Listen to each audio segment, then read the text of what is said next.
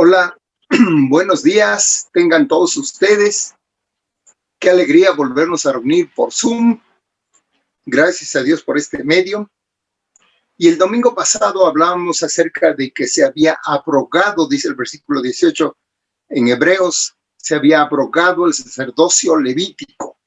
Pero eso no quiere decir que se ha abrogado todo el Antiguo Testamento, como una iglesia neotestamentaria dice, sino que al contrario, todo el Antiguo Testamento nos enseña, tiene principios muy importantes para nuestra vida, para nuestra conducta delante de Dios.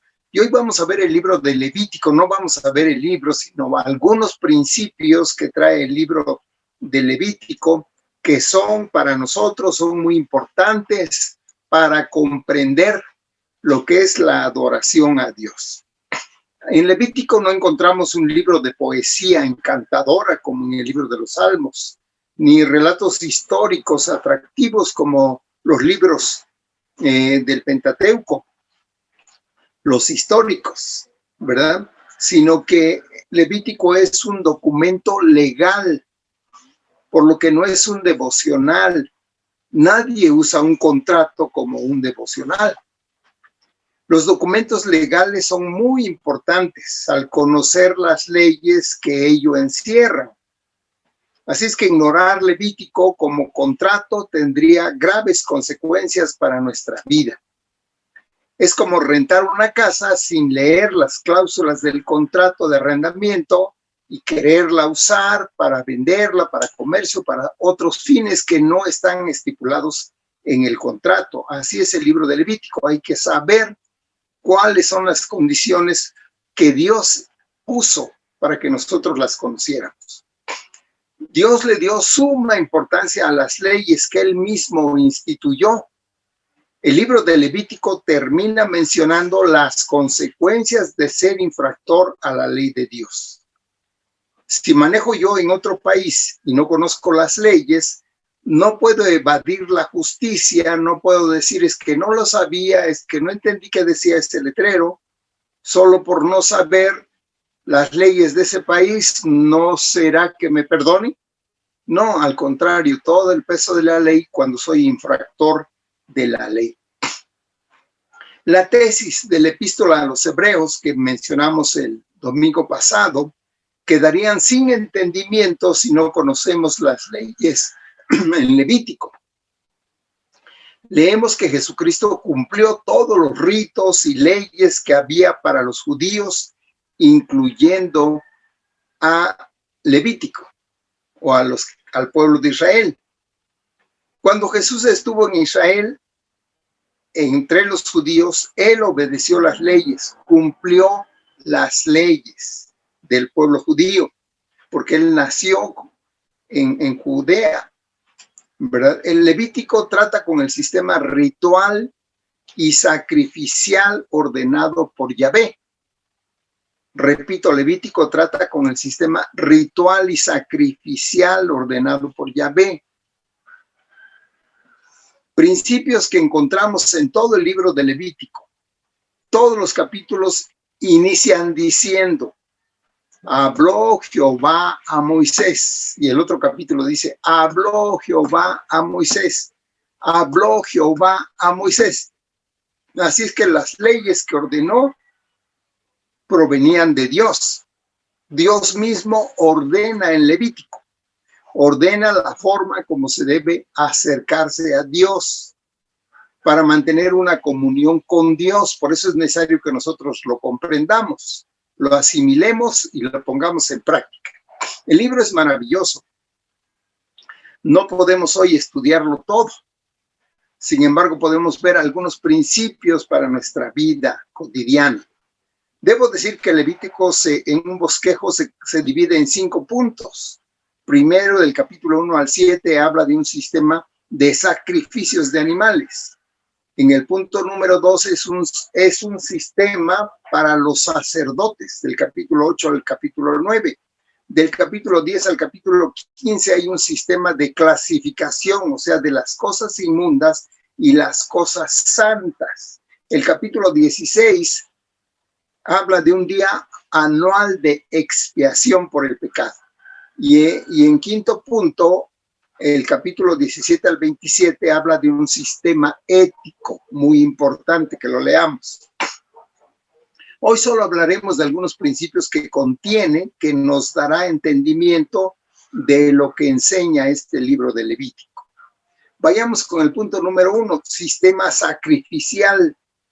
El Señor Dios establece un sistema sacrificial para el perdón de pecados. Ustedes ya saben, el pueblo de Israel tenía que acercarse con holocaustos de animales para recibir el perdón de pecados. Los sacrificios eran para poder estar en la presencia de un Dios santo. Estos sacrificios permitían estar delante de Dios sin temor.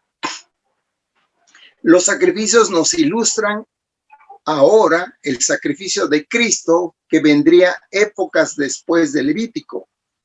En el capítulo 17 de Levítico, versículo 11, dice: porque la vida de la carne en la sangre está, y yo os la he dado para hacer expiación sobre el altar por vuestras almas, y la misma sangre hará expiación de la persona.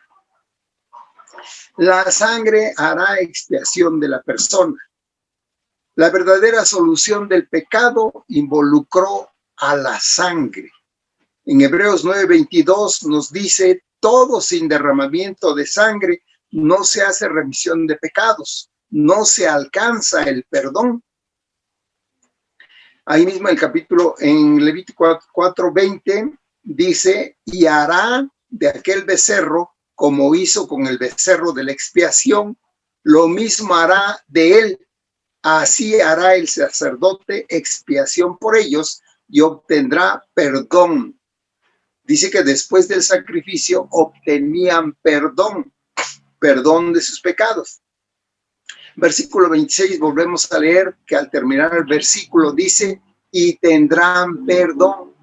Lo mismo en el versículo 31, al terminar el versículo dice: y será perdonado. Así que este sistema sacrificial era para alcanzar el perdón de los pecados y restablecer una relación con Dios. Se era necesario el derramamiento de sangre para restaurar su relación con Dios, para que Dios los perdonara. ¿Cómo se podría estar delante de un Dios santo y puro? De ninguna manera podrían estar con pecado. Necesitaba un sistema de perdón de pecados. Era la sangre una provisión para poder tener una convivencia con un Dios santo.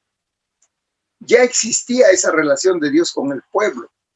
Dios había hecho un pacto ya con ellos. Los sacrificios eran para vivir en los términos de ese pacto. Una restauración, una provisión para una necesidad que tenemos. Para vivir con un Dios santo tiene que haber una expiación por el pecado, tiene que haber un perdón para mantener una buena relación con Dios, para restablecer la relación de hijos y padre. Dios es nuestro Padre, nosotros somos sus hijos. También impuso un sistema sacerdotal. En el libro de Levítico, del capítulo 8 al 10, vemos un sistema sacerdotal. ¿Y cómo era ese sistema? Todo sacrificio debía ser por mediación de un sacerdote. Nadie podía llegar con su sacrificio solo, sino solo por mandato de Dios tenía que ser a través de un mediador, un sacerdote. Tenía que haber un mediador, el sacerdote. Por eso vino el gran sumo sacerdote, que ustedes ya saben quién es, Jesucristo. Porque no nos podemos llegar a Dios sino a través de un sumo sacerdote. Lo menciona Hebreos capítulo 5, Hebreos 7:26. Y dice: porque tal pontífice nos convenía, santo, inocente, limpio, apartado de los pecadores y hecho más sublime de los cielos. Los sacerdotes del Levítico tenían que hacer sacrificios para que ellos mismos pudieran estar delante de la presencia de Dios. Dice el capítulo 17, versículo 22, tanto de mejor testamento es hecho fiador Jesús, en Hebreos. Tanto de mejor testamento es hecho fiador Jesús. Y los otros sacerdotes, y los otros, cierto, fueron muchos sacerdotes, en cuanto por la muerte no podían permanecer. Mas este sumo sacerdote, Jesucristo, por cuanto permanece para siempre, tiene un sacerdocio inmutable. Ahora venimos ante Dios trayendo sacrificios de alabanza, de labios, como lo hicimos hace un momento. Tanto el pueblo de Dios como los sacerdotes. Los sacrificios eran un método para la obtención del perdón. Estos sistemas tratan con el pecado y la solución a los mismos. La santidad que exige que nosotros debemos tener, tenemos que hacerlo porque tenemos que dar cuenta de todos nuestros pecados delante de Dios. No debemos pecar, ni Dios se hace de la vista gorda. Todo pecado es real delante de Dios y necesitamos recurrir al perdón, al arrepentimiento para restablecer nuestra comunicación con Dios, al verdadero arrepentimiento. Los pecados tenían que ser tratados. Solo el sacrificio por mediación de un sacerdote permitía que los pecadores se acercaran a un Dios santo. ¿Cómo podemos estar en la presencia? ¿Cómo podemos estar en la presencia de un Dios santo y sobrevivir? Solo los sacrificios permitían acercarnos con seguridad a Dios en ese tiempo. Si no, Él decía, el tal morirá. Los sacrificios no daban inicio a una relación con Dios. A ver si me gano la comunión con Dios. Ya había una relación con su pueblo, ya estaba establecido el pacto. Ahora los sacrificios eran un acto de obediencia, mostrando una vida de sumisión a los términos del pacto. Estos sacrificios nos ilustran la verdad del sacrificio de Cristo que vendría después. En Levítico capítulo 17, versículo 11 leemos, porque la vida de la carne en la sangre está, y yo os la he dado para hacer expiación sobre el altar por vuestras almas, y la misma sangre hará expiación de la persona. En Levítico leemos o vemos en Levítico que hubo mucha sangre de los animales. Esa sangre nos recuerda que la verdadera solución involucra sangre. En Hebreos capítulo 11, versículo 12, dice, y casi todo es purificado según la ley con sangre, y sin derramamiento de sangre no se hace remisión. En Levítico hay sangre por todos lados. Y en Hebreos vemos que hay un solo derramamiento de sangre, que es el de Jesucristo. Porque ese derramamiento está en una persona, un sacerdote eterno, divino. Ahora vemos que Dios estableció un sistema sacerdotal en Levítico y cómo nos ilustra que ellos debían consagrarse a Dios obedeciendo sus mandamientos sin excusa de no conocerlos. Al ser sacerdotes también tenían leyes para estar delante de Dios. No se les exime por el hecho de ser sacerdotes. Tenían leyes para poder ser salvos. Estaban una semana confinados a la puerta de reunión, dice Levítico, y les dijo Dios, háganlo así para que no muráis. Ellos dentro de su consagración se tenían que apartar 7 días para estar en consagración. Y Dios dijo, háganlo así para que no muráis. Los sacerdotes tenían que saber todas las leyes, ya que estaba en juego su vida. Si no lo hacían como estaba ordenado, no podrían ministrar. Tenían que vestirse con todas las vestiduras que debían. Los sacrificios tenían que ser meticulosamente exactos, el día exacto. Los sacerdotes tenían que ser majestuosos, santos, Era la vida de ellos que estaba en juego. Vea cómo Dios estaba implícito en todo lo que se hacía. Y ahora actualmente también está implícito en todo lo que hacemos.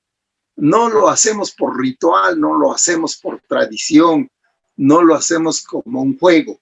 Dios está incluido en todo lo que hacemos. Todo lo que haces tú y lo que hago yo está bajo la mirada de un Dios justo, de un Dios santo, de un Dios que nos juzga, que nos ve, y no podemos llegar así nada más delante de Él, puesto que dice, si no, morirá.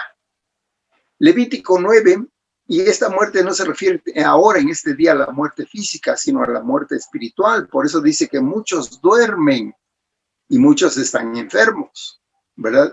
No estoy hablando de lo que nos viene a la cabeza inmediatamente a todos, el COVID. El COVID son cosas de Dios que yo no puedo incluso a veces entender, pero Dios sí está mirando atentamente todo lo que pasa. Levítico capítulo 9, versículo 22 dice, fíjense lo que pasó en Levítico en ese tiempo. Después alzó Aarón sus manos hacia el pueblo. Aarón era el sacerdote. Después alzó Aarón sus manos hacia el pueblo y lo bendijo. Y después de hacer la expiación, el holocausto y el sacrificio de paz descendió. Y entraron Moisés y Aarón en el tabernáculo de reunión y salieron y bendijeron al pueblo. Y la gloria de Jehová se apareció a todo el pueblo. Este es algo muy importante, el versículo 24. Y salió fuego de delante de Jehová y consumió el holocausto con las grosuras sobre el altar. Y viéndolo todo el pueblo, alabaron y se postraron sobre sus rostros. Cómo Dios estaba presente ahí mientras Aarón entraba, Moisés entraban al tabernáculo, salieron, levantaron las manos, bendijeron al pueblo. Como Dios estaba apoyando todo eso, descendió fuego del cielo para consumir el holocausto que Aarón había preparado sobre el altar. Todos al ver la gloria de Dios se postraron y adoraron sobre sus rostros, ¿verdad? Es una expresión física, corporal del pueblo de Israel, que muchas veces nosotros no lo hacemos, de postrarnos en nuestros rostros y adorar delante de Dios. Dios inició el fuego, es algo muy importante. Dios prendió ese fuego, que ordenó también que ese fuego debía permanecer encendido todo el tiempo. Debemos reflexionar en esto, que el fuego de Dios debe estar prendido todo el tiempo. No nada más domingo, no nada más día de célula o día de reunión, sino todo el tiempo debemos tener un fuego encendido delante de Dios. Estamos en culto de adoración. Y ese fuego se refiere a la vida interior nuestra, ¿verdad? No a la vida exterior. No es que pongas una veladora, una copa con vela toda la noche, todo el día y la mantengas encendida. No es externo, es interno. El fuego de Dios tiene que estar en tu corazón.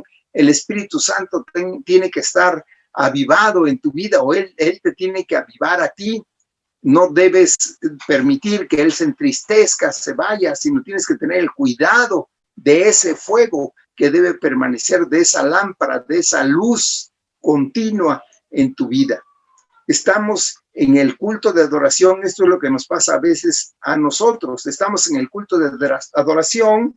No estoy hablando de ninguno, por favor. Yo no estoy viendo ahorita quiénes vinieron, quiénes no vinieron, sino paso y predico, ¿verdad?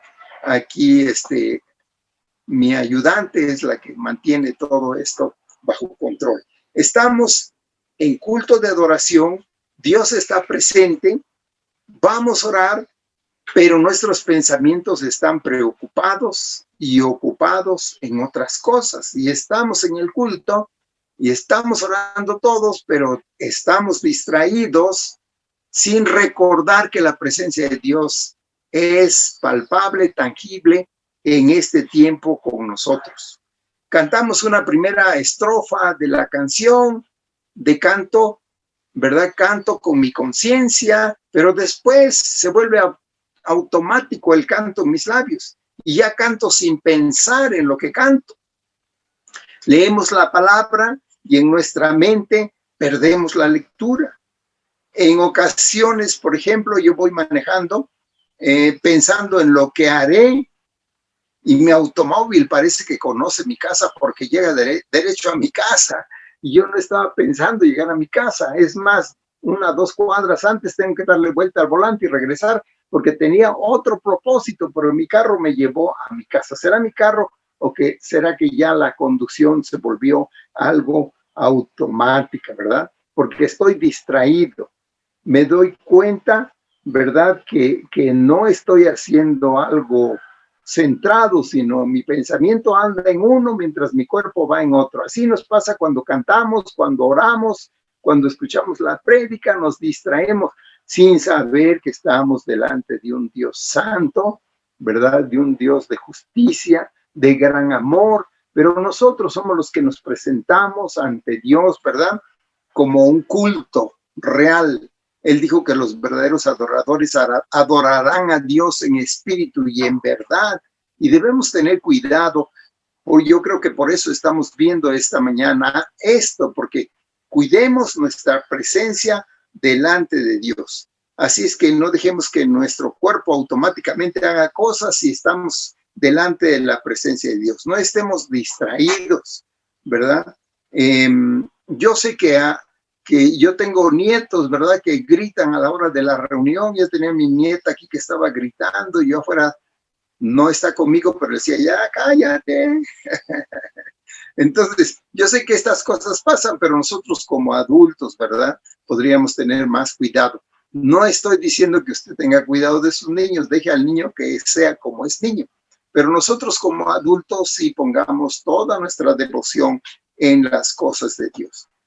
Levítico nos presenta que la adoración delante de Dios es delicada.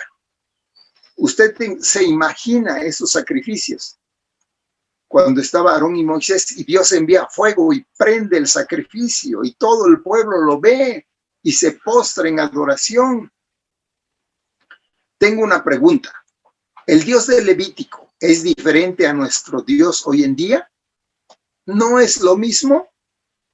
Dios es el mismo ayer, hoy y por los siglos.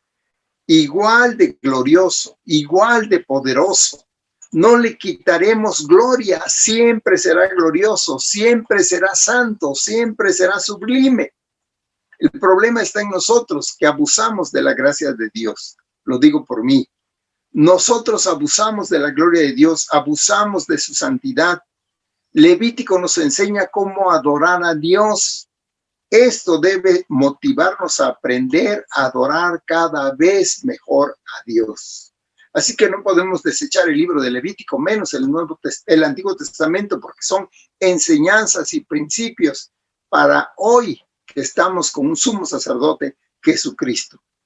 Veamos una ilustración de cómo Dios está interesado en que el ser humano conozca estas cosas. Y me voy a referir allí en Levítico capítulo 10, versículos 1 al 7, a la muerte de Nadab y Abiú. Ustedes saben este relato. Es un evento trágico para el pueblo de Israel y para la casa de Aarón, puesto que eran los hijos de Aarón. 2 hijos de Aarón, Nadab y Abiú, se presentaron delante del santuario para ofrecer incienso que les correspondía, pero colocaron en el incensario fuego extraño, dijo Dios, que Dios no les mandó. Nadab y Abiú murieron instantáneamente. Fuego les tocó y los mató.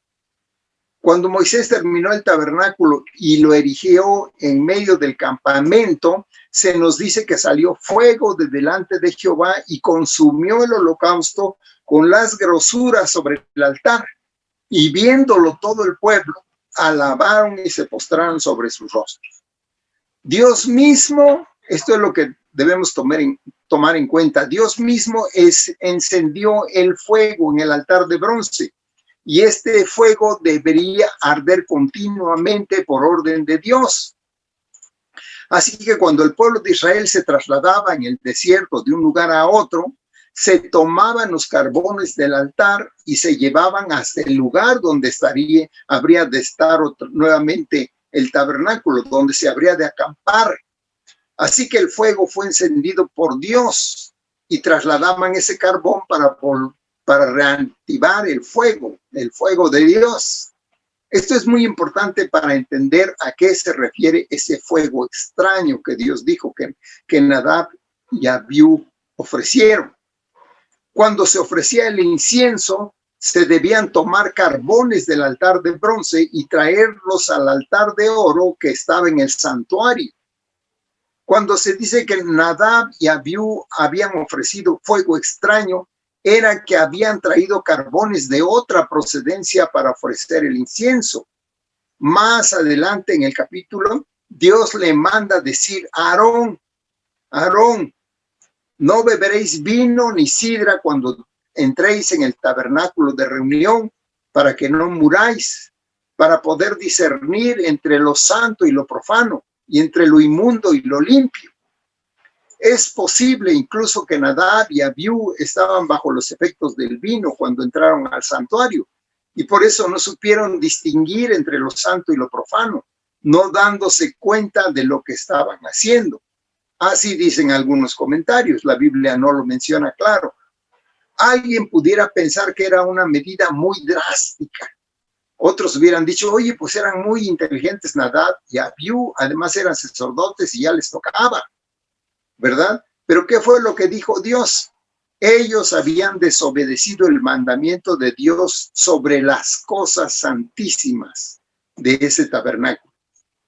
Al quitar la vida a estos dos sacerdotes, Dios estaba estableciendo un precedente sobre lo serio que era el ministerio sacerdotal. Al menos 9 veces encontramos esta palabra, santísima, entre el final de Éxodo y el libro de Levítico, que son cosas santísimas. La solemnidad del asunto traería reverencia de parte de los sacerdotes al momento de servir a Dios. Hermanos, adoramos hoy ante un Dios santo y puro. Es cierto, un Dios lleno de gracia y de misericordia, pero también es un Dios lleno de justicia. Él ha establecido esto en su palabra para que nosotros lo tengamos en cuenta. No quiere decir que al cambiar el sacerdocio haya cambiado esos principios bíblicos que permanecen para siempre, porque Él dijo que su palabra permanece para siempre. Y es para que nosotros tengamos en cuenta y nos recordemos la importancia de la santidad, la importancia de la adoración, el cuidado que debemos tener delante de Dios santo y puro. Que Dios bendiga su palabra en esta mañana. Gracias, Dios. Vamos a orar para darle gracias a Dios por su palabra y que también Él permita que esta palabra la llevemos en nuestro corazón. Realmente el servicio a Dios requiere que nosotros seamos fieles y obedientes a su palabra. Y le damos gracias a Dios porque Él nos enseña lo que Él quiere de nosotros. Vamos a orar. Me da mucho gusto saludarlos a todos. Todavía ando por acá paseando con Víctor y su esposa. Y estoy muy agradecida al Señor por esta oportunidad que me ha dado. Vamos a orar, hermanos. Señor Jesús, te doy muchísimas gracias porque eres bueno, porque tu amor, Señor, es para con cada uno de nosotros, porque tú nos miras con tus hermosos ojos llenos de amor y de misericordia. Despertamos. Te doy gracias porque en esta semana, Dios, recordamos que tú moriste en la cruz, ofreciste tu cuerpo, tu sangre, Dios, para que nosotros alcanzáramos el perdón de pecados y la vida eterna. Te damos gracias también porque a través de la sangre que tú derramaste, Dios, nosotros encontramos sanidad, Padre, sanidad en lo espiritual y en lo físico. Te alabo y te doy gracias, Señor Jesús, porque, Señor, solamente tú eres grande, poderoso, Dios, tú eres hacedor de milagros. Y confiamos, Dios, que tú estás con nosotros cada día, como lo has prometido a través de tu palabra. En el nombre de nuestro Señor Jesucristo. Amén.